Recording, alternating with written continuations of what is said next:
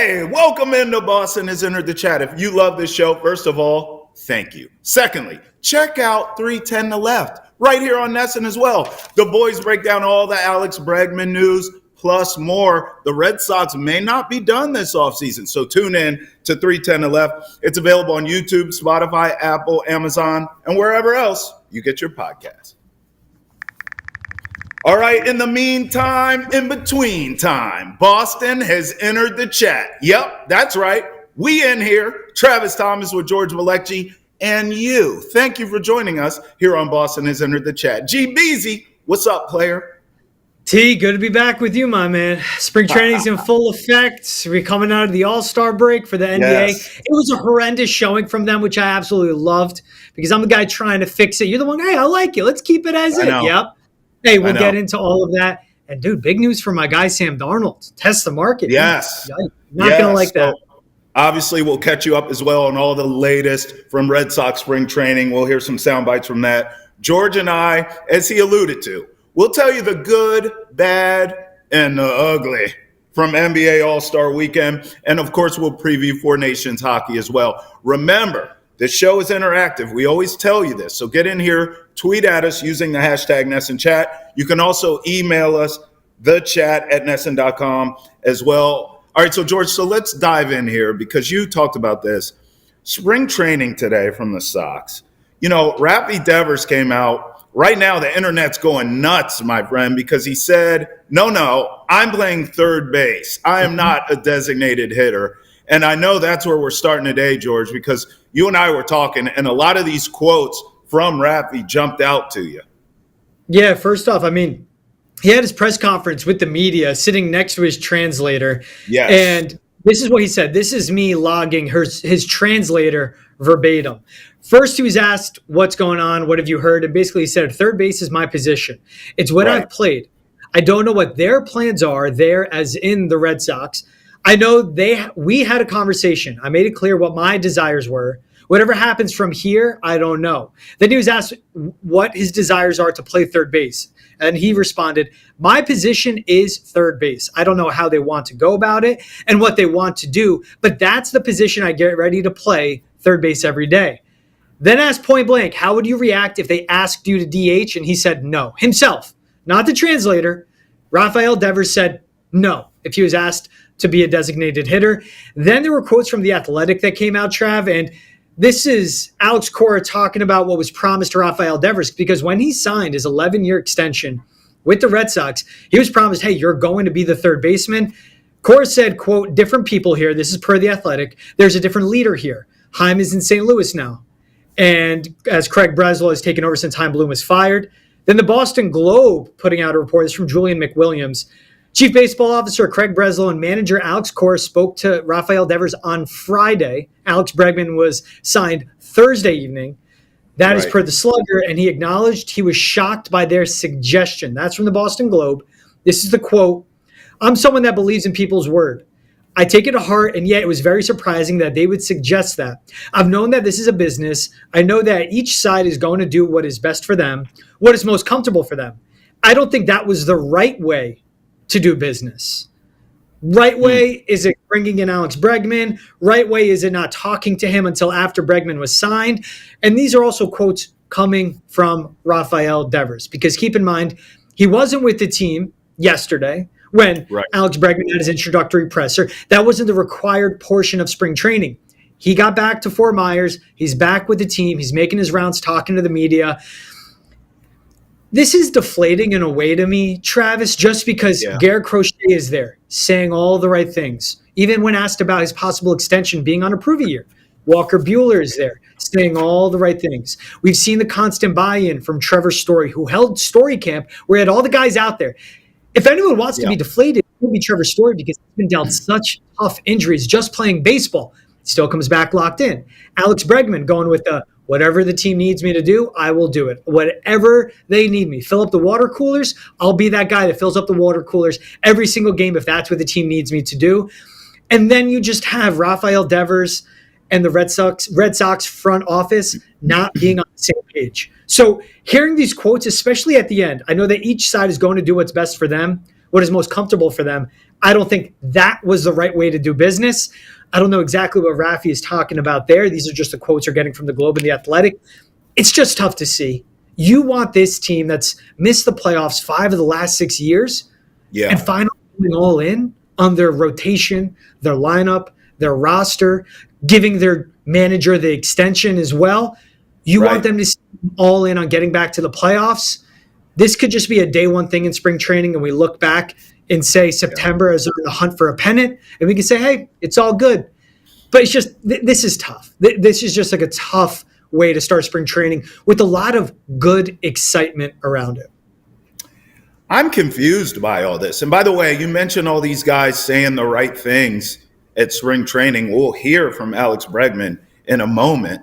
But as far as this Rafi stuff, George, I'm confused because it seemed to me as though everyone was in communication throughout this entire process. I mean, it's one of the reasons you and I felt like Bregman was a great fit for this team because he was willing to come in and play second base. He said it publicly long before he was with the Red Sox. So I don't really understand where the miscommunication happened, George. What was lost in translation? Alex Cora, you and I, again, we talked about all this stuff. Alex Cora, there are many of sound bites of Alex Cora saying Rafi's our third baseman. You and I did a whole segment on that of like, well, is that the right move if you get Bregman? Should Bregman be at third base? That was just fodder for you and I to talk about on TV. But Alex Cora was clear that Rafi was third baseman. Bregman, before he even showed up, said, I'd play second base for the Red Sox. No problem. I'll play whatever any team wants me to play. Great. So I'm confused. Like, what happened? Because Rafi, like you said, he's sitting up here acting like, no one said anything to me. This isn't the way to. Bro, you're at third base. I think when the smoke clears, George, and we should get into lineups, because I think when the smoke clears, he's going to be your third baseman. And because of that, I think this is much to do about nothing. Like in the end, he's going to get his wish. I think he will play third base. That's not to say things can't change, right? If this team's rolling along, George, and he's not playing well at third base, then this could come back up. But I think that's fair. I don't think there's anything unfair about that. But as far as opening day, my gut, he's going to be your third baseman. So that I just don't think there's no story here, pun intended with Trevor, right? But I also think, George, because there's no story, I wish Rafi had just kind of said the right thing here, because now all of our shows, not just me and you, all the shows in town, this is now a topic when I don't think it needs to be, George. Am I missing something? I mean, Cora all along the way. Rafi's our third baseman. Bregman, I'll play wherever you need me. It feels kind of like, I don't know. It feels like Rafi somewhere along the way did not receive a very clear message. I think everyone's been very clear, George. That's where I agree with you 100%. And we didn't need to leave the first day of Rafael Devers at spring training with Alex Cora, Alex Bregman, Craig Breslow, Trevor Story, all saying he's a third baseman. It would have been nice to leave it with Rafael Devers going, I'm talking with Alex and Craig. I'm excited that Bregman is with his team. He's a very good player. He's a winner like me. I have a ring. I'm the only team left from that 2018 World Series. I'm the only player left from that 2018 World Series team. I know how to win. Alex Bregman knows how to win. We're going to win together. That's all you need. That's what's tough. And that's why it goes back to, well, what were the conversations back in November before you broke for the offseason? What were the conversations in December when the stove was heating up and the Bregman reports were coming out, linking him to the Red Sox? Right. And what was the conversation on the Thursday, the 11th hour of closing in on Bregman? Raf, we're going to sign Alex Bregman, and we're going to put out the best defensive lineup. That's it. Yeah. That's what's tough. And that's where I go again. One word for me, deflated. Still excited, but Yeah. I'm going to be deflated moving forward just for a short while on just this is a team, again, that's missed the playoffs 5 of the last 6 years. And last time they got in, they messed around and got to the ALCS. They played so far above expectations. They've gone 500 the last 2 seasons. And what's tough is that you would want your highest paid player, your best bat in your lineup, when he is hitting at his height of his powers. He's a top 5 hitter in all of baseball. Everyone fears him, smart at getting on base, and just gets it done with his bat, which is such a pivotal part of baseball, scoring runs and putting them on the scoreboard. You would hope to get that sort of buy-in from him of the simple, I'm going to say something without saying anything. The blunt no from Rafi himself is tough. And then, Trav, you alluded to it. Alex Bregman caught up with TC and Lou Merloni on Red Sox and Fort Myers. You could catch that every weeknight at 6:30. Here's part of his conversation with TC and Lou right here. You said all the right things yesterday. Obviously, at this point in your career, you want to win. You'll do what it takes to win. But that's a different challenge for you, right? I mean, it's a new organization to begin with, but now you're going to be probably spending time at different positions this spring. You just been a third baseman of the Houston Astros for a long time. How different is that for you this camp? I think I was fortunate enough to play a lot of different positions on the infield early on in my career, and just working on the footwork of all different positions this off season and training. I'll feel comfortable wherever, and I'll feel ready to roll and make an impact on this team, whatever position it may be. I love this Alex Bregman guy. By the way, as George told you, you could catch that full interview on Red Sox and Fort Myers every night, Monday through Friday, 6:30 on Nesson. So check that out. But listen, George, this is what we love about this guy. He comes in wherever you need me. This is where he wanted to be. Where do you want me to play? It doesn't matter. I'm a Cora guy. I'm here to help this team get back to the postseason, and not just get in the postseason, George, but to win, to go on a postseason run here. Bregman is a perfect fit for this Red Sox team. There's no doubt about it. Not only on the field, George, but in the clubhouse as well. This is a guy that played shortstop when he was drafted by the Red Sox back in the day, in the second round. Played shortstop at LSU. I'm not talking about some small school, middle of nowhere, North Dakota, like LSU, SEC baseball, high levels baseball. And then a guy that came in is a Gold Glove winning third baseman. And just think of the numbers the last 3 seasons, because Alex Bregman is a third baseman. Rafael Devers is a third baseman. Bregman is 5th in fielding percentage for all third basemen in MLB in 2022, 2023, and last season, 2024. Fielding percentage alone, Rafael Devers is last, 958 fielding percentage. And Trav, this is for a team that has been bad defensively the last few years. This is for a team, fielding percentage-wise, ranked 29th out of 30th in MLB this last season. And Rafael Devers, it's not the flashy plays. He has the arm strength. He can make the throws from third. It is the fielding errors that we've seen consistently, where Bregman simply has the higher floor than Rafael Devers when it comes to it defensively in the hot corner. So that's why there's that natural threat of, well, Bregman could play third, and Rafi, the best part of your game is your bat, and we can still make that happen. So that's where you hear an Alex Bregman go, you need me to fill up the water cooler, you need me to paint your fence, walk your dog, do your homework, and play second base, I'll do it all. You let me know. That's what you want. And that's also, we heard the quotes from Craig Breslow, Alex Cora, the introductory presser. This is a leader. This is a winner. This is a high character guy. This is someone this clubhouse needed. And it's not just for the team now. It's not just for making the defense better. It is for the Jaron Durans, the Tristan Casases, the Christian Campbells, the Marcelo Myers, Roman Anthonys, for them to learn around an Alex Bregman.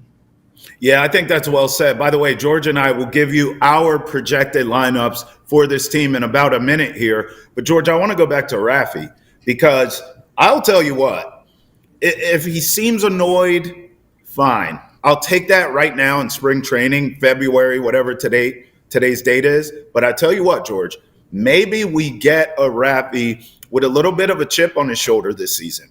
And I'm cool with that. You know, if he comes in with something to prove, just hearing you talk about him at third base, like if he comes in to prove, listen, I'm dialed in, I'm ready to rock, I'm not going to have errors, I'm going to be great in the field with my glove, and also we know with that bat what it could do. You were just illustrating that.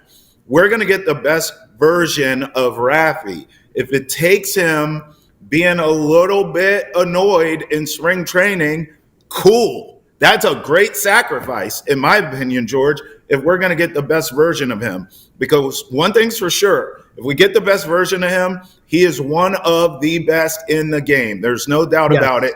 And this team will need it. I've been on record saying, I think in this lineup, and we'll give out our projected lineups here, but I think in this lineup, George, Trevor Story is the X factor this season.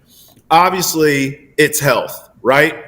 Can you give me a full season being healthy? That is a big X factor. If the answer is yes, voila, for the Sox. I think that guy unlocks a lot of things defensively and with his bat in this lineup. But I will also say this. If you get the best version of Rafi with this Sox team this season, and he too stays healthy, I mean, this team, there is no doubt about it. We've talked about and speculated, we think they'll be a playoff team.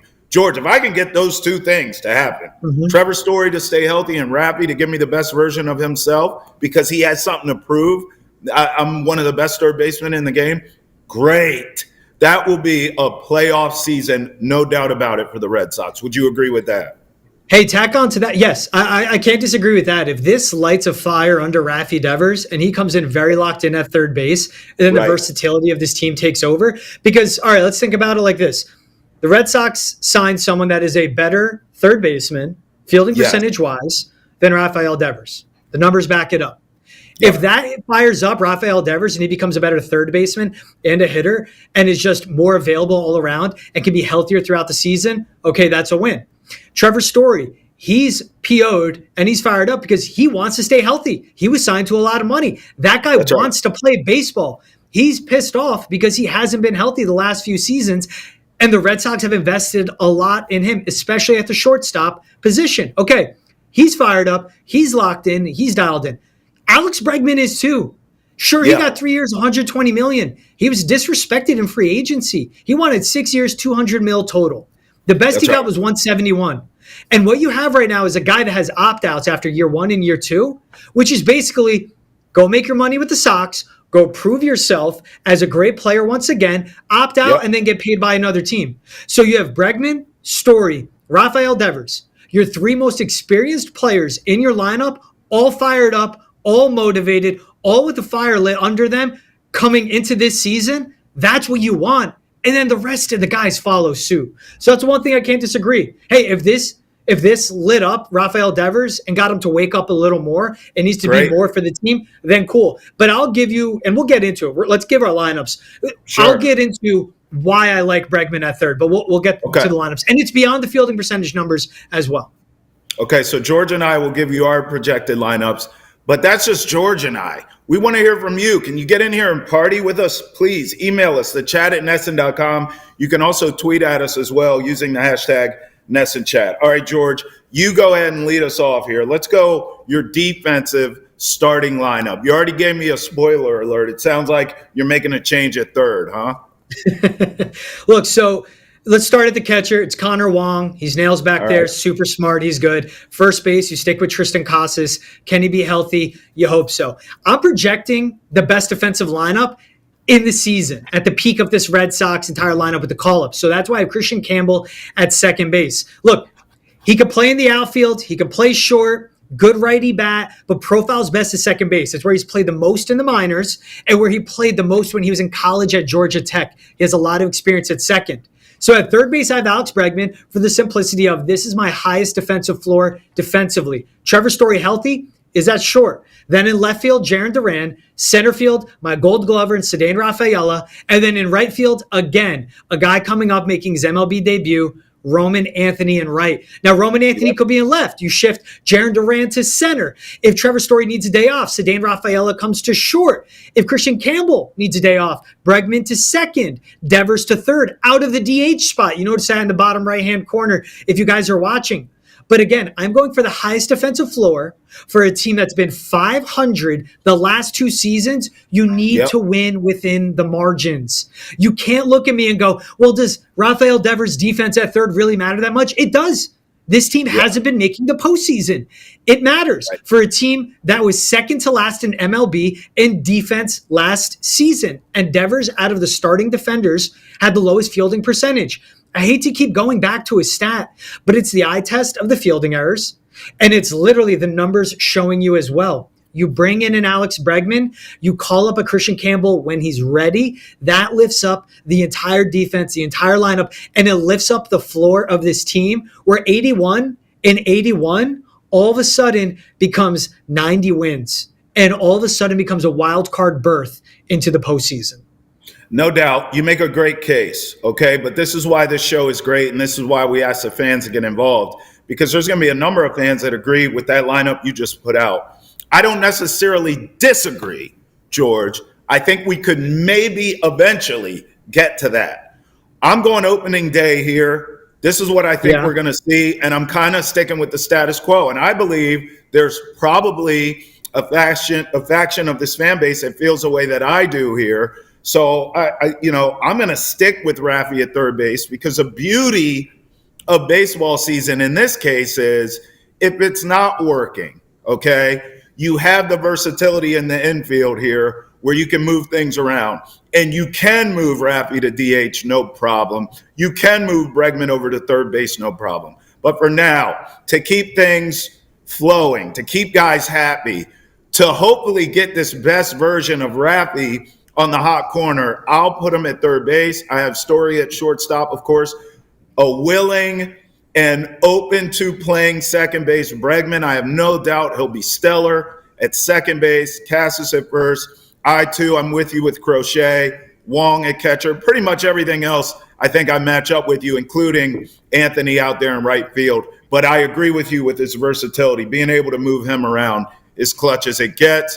And then I do have Yoshida at my DH, and I'm hoping that, at some point, he has a big season. I really, George, believe, and we'll get into the offense of this here, but I really believe Yoshida may benefit from a lot of these moves that the Red Sox have made. It's going to take less pressure off of him, and maybe in that DH spot, taking some off of his plate, he can now deliver or maybe over-deliver. So give me your lineup in terms of the batters, George.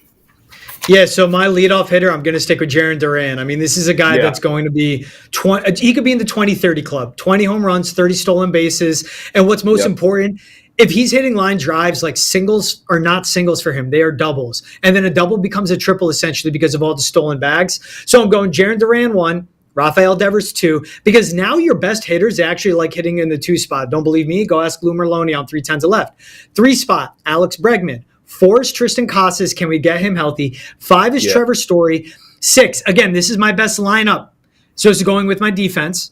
Christian Campbell 6th, Connor Wong 7th, Roman Anthony 8th, Cedane Rafaela batting 9th. That's what I'm looking at when it comes to a DH, and this is also the flexibility of it all as well. So can we see where it all works in one? And the big thing with that is what you have at first base is Jarren Duran.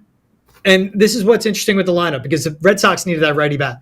Jarren Duran lefty, Rafael Devers lefty, then Bregman a righty, then you go back to Casas a lefty. 4 of my last 5 hitters in my projected lineup, those are righties. So where does this all come into and how can it work? Can Wilyer Abreu help alleviate that? But also it's the same thing of just the flexibility within it all. And it's also just when you look at it defensively and in the lineup, looking down at my notes, you could have Casas and Devers at first.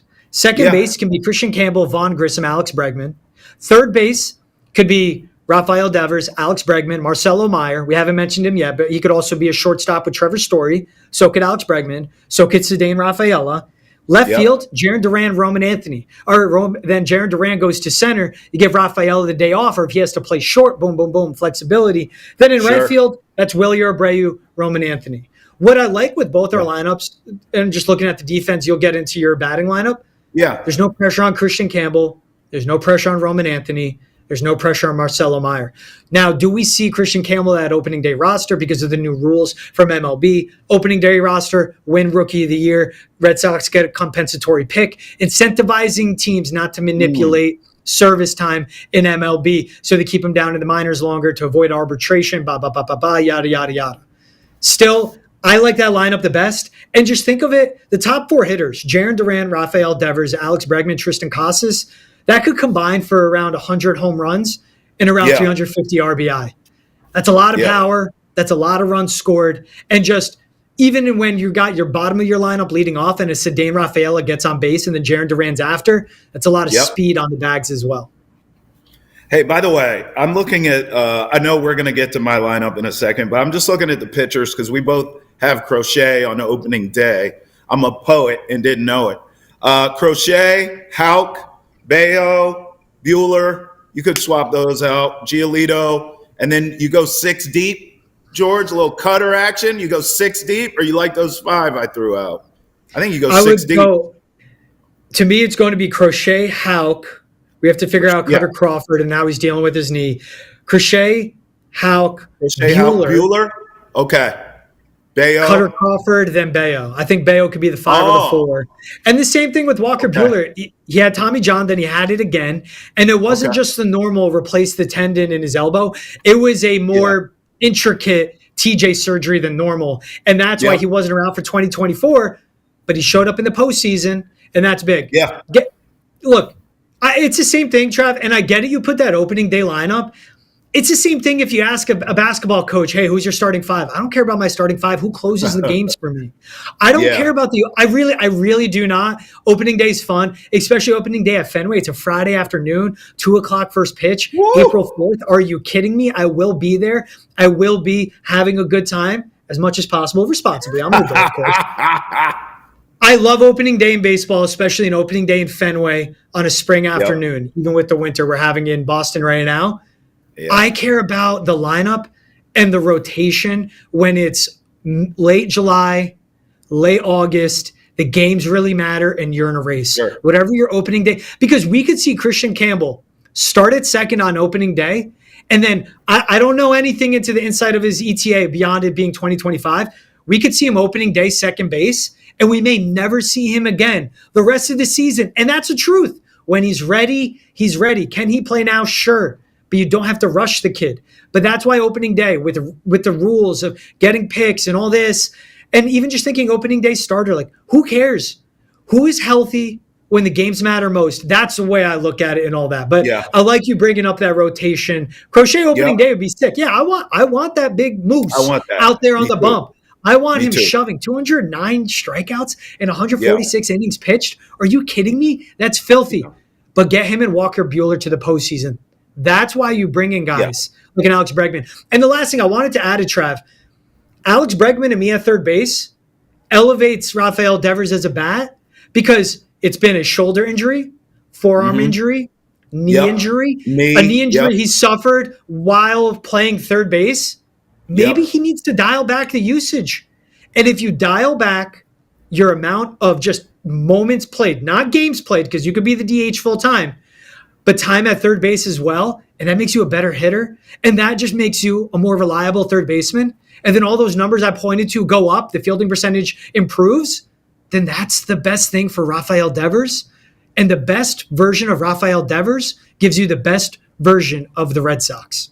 There's a flip side to that coin, though. You could make the same case for Bregman not playing third base. Maybe, some of those nicks and cuts that he was getting, getting banged up goes away as well. So there's a couple different cases there. Let's take a look at my lineup. Remember, we want to hear from you too. Hashtag Nesson Chat. You can email us at chat@nesson.com. It looks a lot like yours, George. Duran, Devers, Bregman, 1, 2, 3. And then Cass is there. So that's, to me, the meat of the lineup right there. I am expecting Yoshida to have a much better season. You see I have him in the 5-hole, then Story, Roman Anthony, Wong, and Rafaela. So either way, I tell you what, man, both of our lineups, it feels like an embarrassment of riches. I like that we have versatility in this Red Sox lineup. We can mix and match guys. A lot of teams around this league cannot do that. So thank God. That's a great luxury to have for the Red Sox. In fact, coming up, we'll tell you which star in baseball is changing positions. We'll get you that news right away. But first, for more on Alex Bregman and all the latest from Red Sox spring training, check out Nesson's baseball podcast, 310 to left. You can find it on YouTube, Spotify, Apple, Amazon, and wherever else you get your podcast. All right, George, you know what time it is. What's trending? 3 stories in sports, 3 minutes each. Let's start it right now with Mike Trout. Mike Trout news. I mean, I feel like I never hear about this guy anymore. He announces he'll be moving to right field, George. And listen, my first reaction to this when I saw this tweet from MLB Network was, okay, great. Congratulations, Mike Trout. Can you move from the trainer's table to on the field full time? Can we do that? Instead of right field full time, can we just get you on the field in any capacity full time? That's what I want to see. Now, maybe, George, this is a way to do that. I don't know, but I feel like robbed of Mike Trout's career. Like he's just a what if guy to me. He's been so banged up, George. And yes, he's talented as all get out. Maybe one of the most talented baseball players we've ever seen. But man, brother, like I feel so robbed from Mike Trout in his career. Not only him being banged up, which I'm harping on, but also, George, remember when free agency struck some years back? He had the opportunity at that moment to go to the Phillies, who were openly saying, we're still going to pay you, bro. We can't pay you like the Angels because, we have other talent here that's actually good and like we win and stuff. So you're going to have to take a little bit of a pay cut, but you're from here. Come back home. Our team's so talented. I mean, look at that roster, George. Look at that lineup. Come here, join us. Less pressure. Like, bro, you can win World Series here. And he said, nah, that's all right. I'll take all the money in the world to stay with this crappy franchise with the Angels. And so, George, I've been robbed of him being healthy, and I've been robbed of relevance because the damn Angels are not relevant. You saw how quickly Shohei got out of there. He got out of there as quick as he could. Mike Trout's whole career, George, feels like empty calories to me, buddy. It really does. Look, man, Mike Trout, pride of Millville, New Jersey, pride of South Jersey, different, cup of tea where I'm from. I'm a North Jersey guy, and I always back my people from New Jersey. But this guy playing right field, what does it do for me? For a team that hasn't won more than 85 games since 2014. For a team that hasn't made the playoffs since 2014. For a guy that's only played in 260 games his last 4 seasons. He's missed 213 the last 2. 382 games missed the last 4 years. What does this do for me? Now they're moving him to right field. Now when he's a shell of himself, that a guy that was literally on track to be the greatest baseball player we've ever seen play, winning MVPs if not finishing second, just leading in every metric, having a WAR through the roof, being a great two-way player defensively and as a bat and on the base, just a 5-tool stud. Now he's playing right for the Anaheim Angels, who are just a lock for 5th in their division every year at this point. I don't care. It was the same when he said, I'm not going to Philly because that'd be the easy way out. No. Staying in Anaheim is the easy way out for Mike Trout. No one cares about the Angels. No one cares about him at this point. There's zero pressure out there, and you just show up. It's not even play baseball. All he has to do is show up. I just want more out of someone that's as talented as him. And as the same thing of you see certain people making the runs, getting into the postseason, being on the big stages, winning it all. In other sports, right? You just see that happening. You want the same thing for Mike Trout. Baseball needs their biggest stars playing in big games and their biggest names, even though he's not what he once was. To your point, Trav, get him to Philly. Say he's hitting once every 3 days, and I'll be so much more excited about that than him playing right field for the Anaheim Angels, who are one of the most poorly ran teams in all of sports. I want to get really close to the camera to let our people know. Yeah, you were. I saw all up in your nostrils. And by the way, he ain't going to Philly. That ship has sailed. He is stuck there. He will end his career there, and it's a terrible way to end it for Mike Trout. All right, topic 2, Chris Godwin, not expected to be franchise tagged by the Bucks. Okay, now This is a little surprising to me. I did not think Chris Godwin would get some big deal here. So ESPN's Jenna Lane is reporting the Buccaneers won't franchise tag Godwin. So I did not think he was going to get the bag, George. I did not think he was going to get a long-term deal. I did, however, think because of the Bucs' position right now, meaning this is a team that can win that crappy division they're in every year. This is a team with Todd Bowles, a Super Bowl winning head coach, with Baker Mayfield, a very capable quarterback in this league, Mike Evans, a Hall of Famer. This team's still capable of winning now, in other words. I don't know if they're a Super Bowl team or not, but they can win that division, host a playoff game, and then we'll see, right? You get hot, you catch lightning in a bottle, who knows? So because of that, I anticipated the Bucs franchise tagging Godwin just because they're ready to win now, George. So this does surprise me a bit. And this is another guy that the Patriots can go out if they want to, George, and kick the tires on. He's available. You franchise tag him, you owe him $26 million. And he's coming off a severe ankle injury he suffered in week 7 of this past season. If he's ready to play week 1, I'll be shocked. And it's the same injury we've seen other players suffer, like a Tony Pollard, like a Dak Prescott, the severity of the broken bone that takes 2 seasons to come back from. So I think this is always going to end up, and he's also 29, keep that in mind. 30 is when the decline of receivers normally happen in the NFL. I think he ends up on an extension, a 2-year deal. They do right. The Buccaneers do by him. He stays there, rehabs with a team he knows, in a system he knows. Then when he's 30, that's when they hit the ground running. He's been franchised before, and he's gotten extensions on the back end of playing on a franchise tag. It's because of that injury. That's what it is. You're 29 years old, suffered a really bad injury. The Buccaneers, a smarter play, instead of committing $26 million to him, go with a friendly deal, do right deal by a guy that's committed. Now, they can't prevent, to your point, the Patriots going out and say, hey, we're going to offer more. We need vets in this room. We want someone we can count on. Hey, get healthy and then be around for next season. It's a long-term plan. But I'm just not shocked by the no franchise. $26 million a year, that's a lot for a Chris Godwin coming off that injury. All right, let's see if you'll be shocked by this. This is your boy, Sam Darnold, may reportedly be allowed to walk right into free agency. There it is. NFL's window to use the franchise transition tag opens tomorrow. Vikings could use the tag that Sam Darnold to ensure his return, J.J. McCarthy's insurance. But Kevin O'Connell has said Darnold has earned the right to be an unrestricted free agent. So we shall see. Listen, he has earned that right. And I think this would be the Vikings' way of doing right by Sam Darnold. Like, hey, we appreciate it, man. You kicked butt.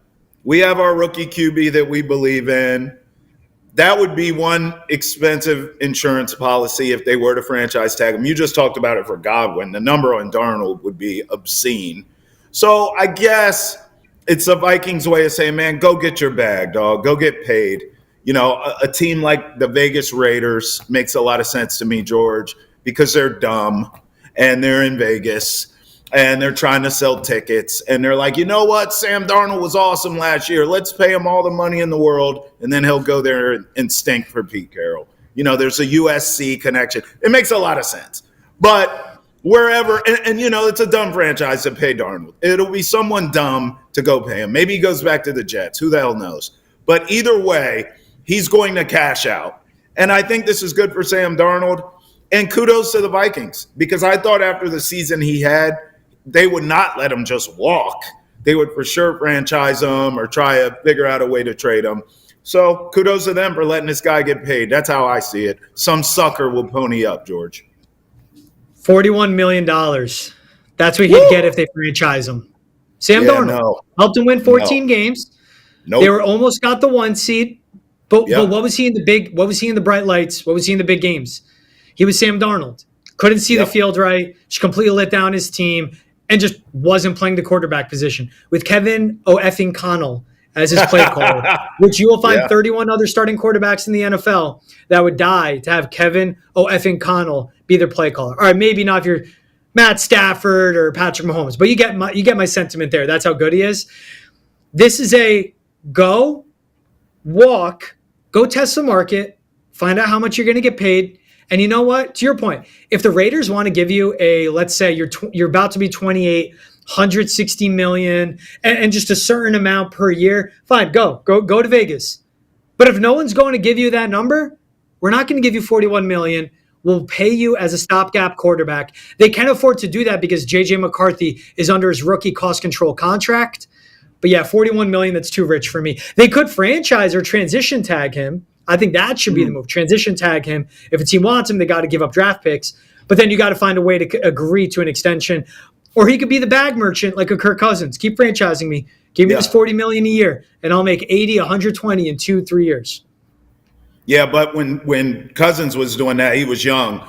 Darnold doesn't have that kind of time to play with. He better get whatever money he can get from whoever he can get it right now.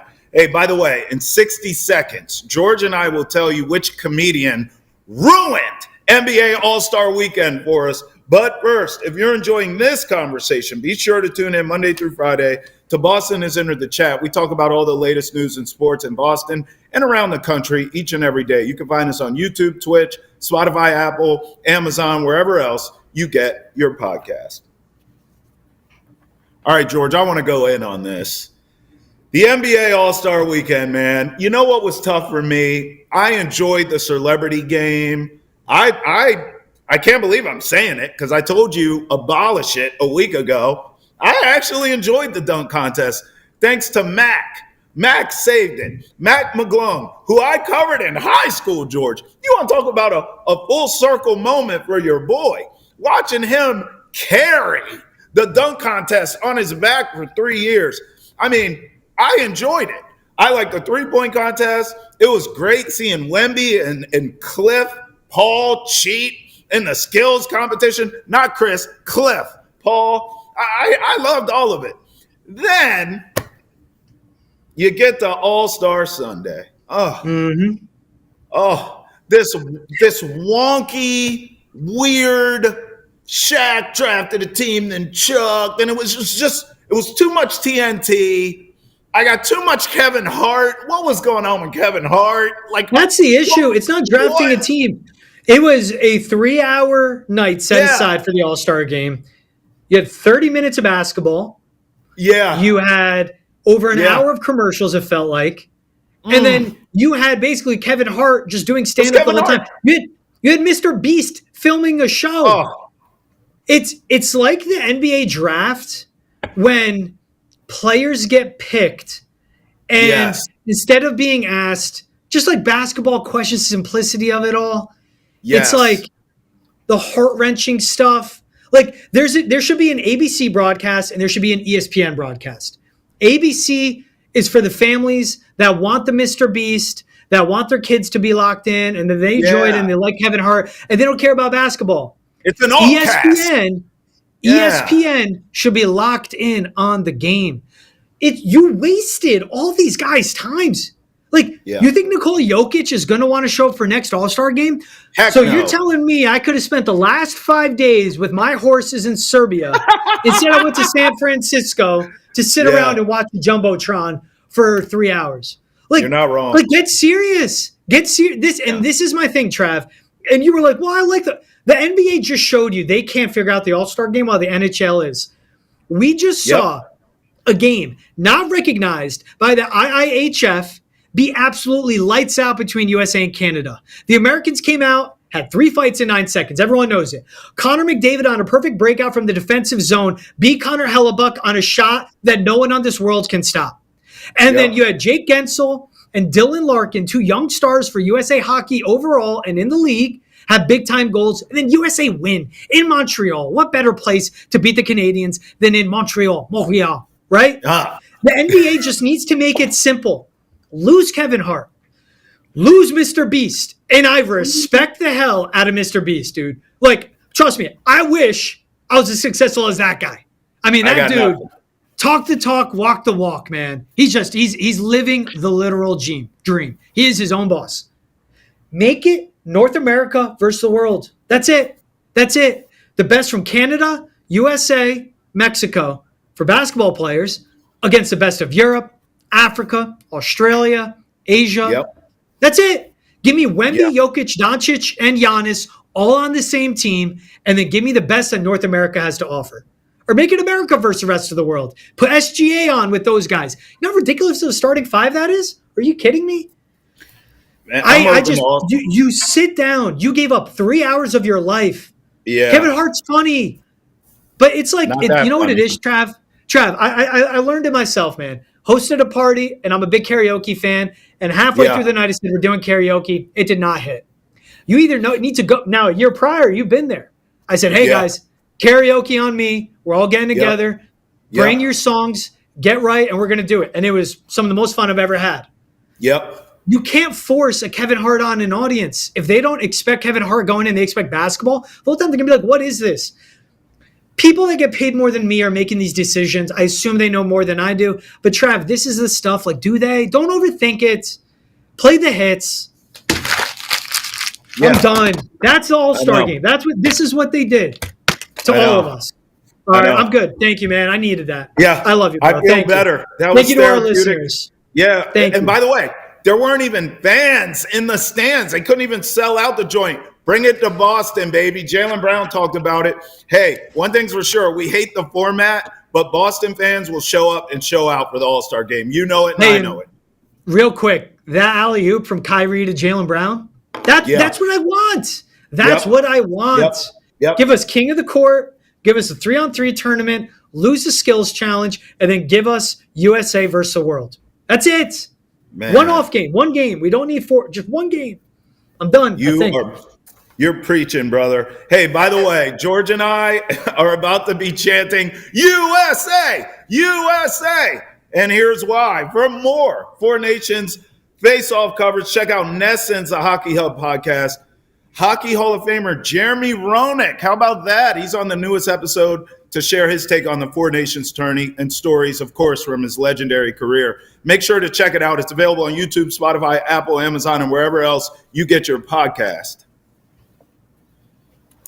All right, let's do it, George. USA versus Sweden tonight. Who do you like? It doesn't matter for Sweden. They're done. USA's playing Canada in the finals.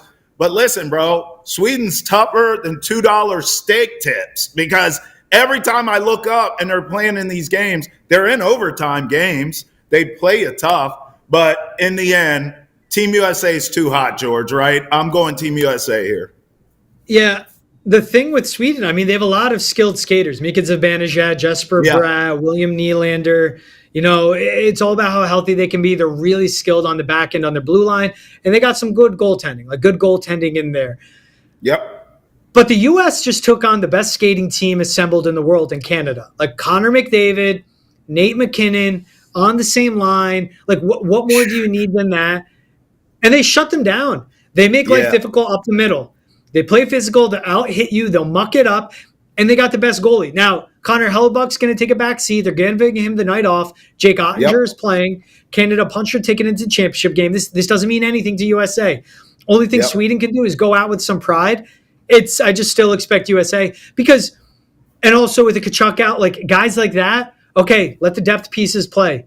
What do you get? How much more do you get from a Dylan Larkin stepping up? Jack Eichel, Brady Kachuk, Matt Bolt, like all it's star-studded. The goaltending's great. The penalty kill has been fantastic.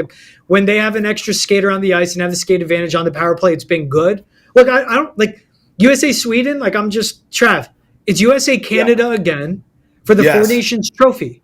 It's USA versus Canada, where USA has won back-to-back World Juniors. So the youths are showing us, hey, we've surpassed you, and now these are the NHL guys.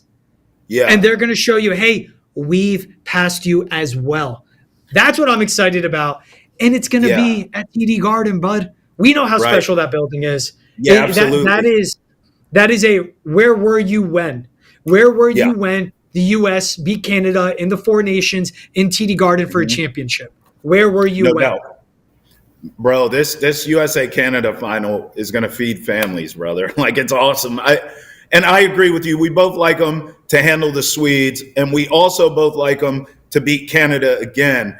But, man, that's going to be a tough matchup. And I'll tell you this. I don't think the formula is going to be the same, George. I'm curious your thoughts as we get out of here, because I think this time they're not going to bully Canada. I think they're capable of beating Canada at their own game too. Team USA is just better. I actually think the final will be a high scoring affair. I'll take Team USA to handle their business still, though. But I think in the end, it's not going to be as physical as that first one was. They bullied Canada in that first game. In this one, I see more of maybe like a 4-3 kind of final, high scoring type of game. But I do see Team USA prevailing. Do you? I can't see USA winning if it's a 4-3 final because you're playing Canada's game. They have the worst goaltender in Jordan Binnington. And what USA did was, again, I said, kept it tough up the middle. Everything was on the boards for Canada. And think of the only score that Canada had. Great breakout by Binnington. That's Connor McDavid on the rush all alone, and no one can stop him when he's on full speed with the puck on his stick. No one can do that. But it was very costly turnovers by Canada. So what USA does, they get so suffocating. And they have so many skaters that can play 200 feet. It's a Kachuk brothers. It's beyond the defenders that they have. But it is the Charlie McAvoys, the Adam Foxes. And it's just being relentless with line after line after line after line of 200-foot skaters. And when you do that and you start pressing and you feel suffocated, and then the clock starts winding down, you have to make plays, that's when you make mistakes. And that's what the game came down to. It was two really costly turnovers, Binnington letting up 2 goals. Both were soft. He's not the best, but when you have a goalie that lets up soft goals, you have to help him out with the 5 skaters in front of him, and they couldn't do that. They could not do that. So I think USA, you got to come with the game same. You got to come with the same game plan. It's not going to be 3 fights in 9 seconds. I think they open up and they go, let's play hockey right away, settle in, get to the game. It's going to be a very difficult 60 minutes, but it's going to be low-scoring. USA wins. They got to beat up the Canadians again. That's the only way they can win. Thank you for joining us here on Boston Has Entered the Chat. For Travis Thomas and George Balekji. Till next time, we'll see you then. Peace.